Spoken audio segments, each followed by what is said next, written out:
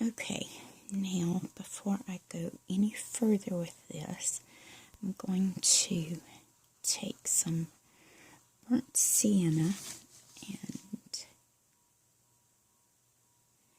do the same kind of scribbling effect that I did on the edge of the path, but on the edge of this field, so that it helps separate the two sections nicely.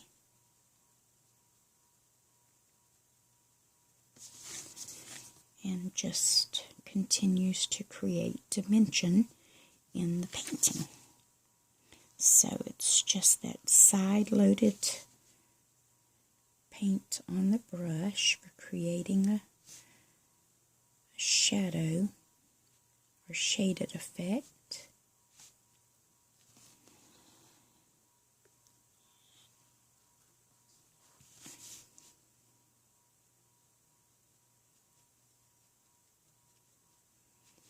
I'm not worrying about going all the way to the bottom here because a lot of that is going to be covered up with the foliage and stuff that I'm going to add there, so I'm just not going to paint all the way down.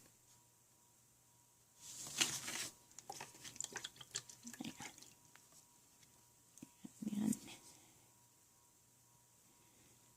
soften some of that hard edge just a little bit. Then I want to take just some of the yellow, and these areas that are left from just dragging the brush on the canvas, come back and I kind of fill them in with the same motion as I did pulling the color in, and let the yellow kind of fill in some of those little areas, and it just helps create just more levels of dimension within the concept of that field. So now I'm going to take the browns.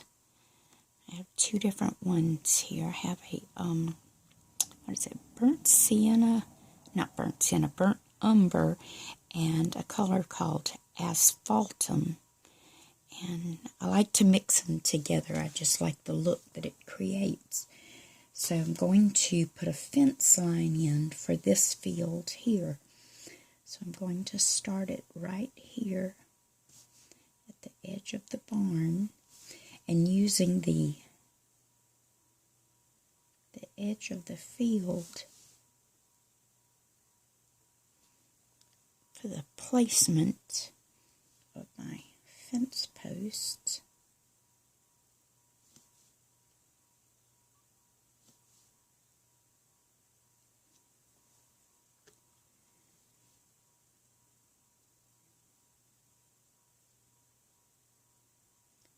Some of this will end up getting covered up, so it's not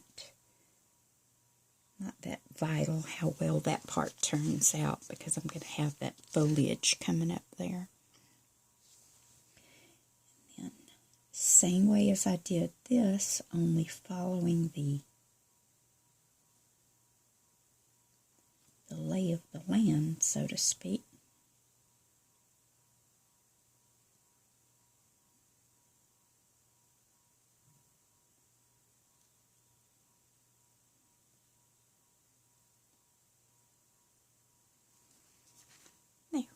I like that. So there's our fence row.